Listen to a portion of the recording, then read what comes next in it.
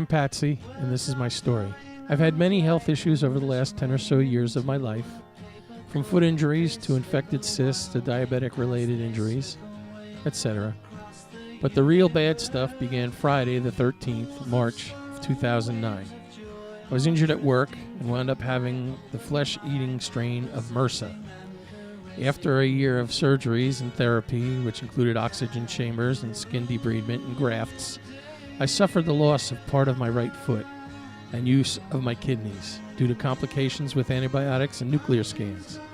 This is called interstitial nephritis. I had tubes put in my chest twice and had a fistula and later a graft put in my arm. And if that's not bad enough, the latest part of my saga started Sunday, March 26, 2017. While at work, I got a simple scrape on the front of my right shin during my shift in the Morocco Pavilion at Epcot. It unknowingly became infected. At around 7 p.m., I began to get chills and fever, and while walking to my car, began throwing up in the parking lot. I made it home assuming it was the flu or stomach virus or from bad food or whatever, and I took Tylenol and went to bed. I continued with flu-like symptoms on Monday, the 27th, and called in sick to work. Tuesday morning, the 28th, my right leg was inflamed and hot, so I went directly to the office of my primary doctor, Dr. Littell. Without an appointment, he saw me, a culture of the leg was taken, and I was given immediately a shot of antibiotics and was given prescription for oral antibiotics. Dr. Littell wanted me to go right to the hospital, to the emergency room and check in at the time, but I wanted to see if the antibiotic would clear up the problem. They didn't. Wednesday, the 29th, I was brought by ambulance to the hospital into the emergency room where I had emergency surgery to cut out the sepsis on the back of my right calf. It was a month in the hospital with 4 more surgeries, debriding the leg.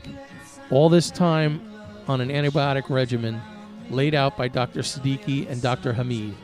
All this time, my dialysis and renal health was monitored by Dr. Delgado. When released from the hospital, I spent a month in Consulate Healthcare Kissimmee Rehabilitation Center with a wound vac and the therapy controlled by diet and physical therapy. And then I was sent home with continued wound vac therapy provided by Pinnacle Home Health nurses and trips to Dr. Conlon at the Osceola Wound Care Center while waiting for the wound to be ready for a skin graft by Dr. Lee. Finally, on the second try, the graft was put on my leg. The first try was stopped because my potassium was too high, and when the graft was done, the doctor put a tight ace bandage to hold the graft in place. It was so tight it created large and deep blisters at the top, backside of my knee, and in the front of my foot and shin. These became necrotic, dead tissue, and they also had to be debrided, so back to the hospital for more surgeries.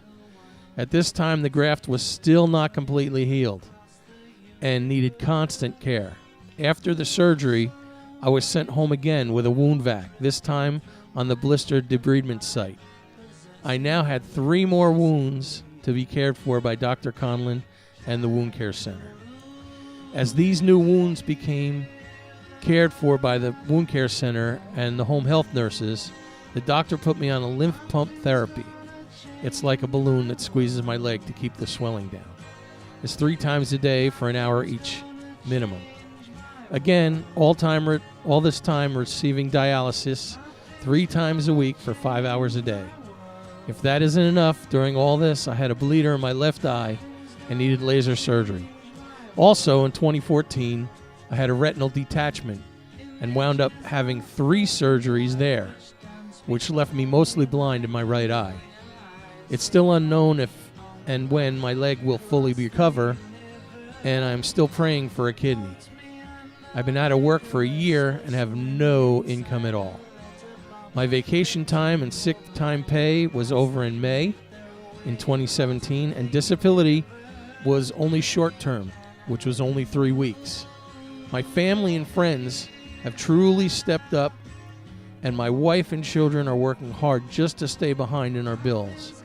All our savings are long gone, but the bills still keep coming. I wouldn't wish what I'm going through on anyone, and it hurts me to be in such need. I thank God I'm still alive, and I'm doing whatever it takes to heal as much as possible. It's a long and difficult process, not to mention the constant excruciating pain. There's really no way to tell the whole story and all the day-to-day details, but I hope this gives everyone an idea of what's going on.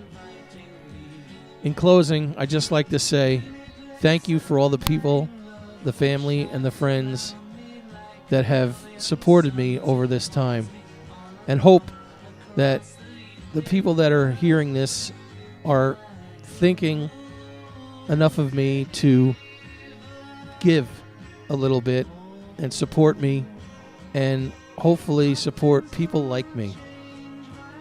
My prayers go out to everybody who are hurt just as much or worse, because now I know exactly how it feels. Thank you all. God bless.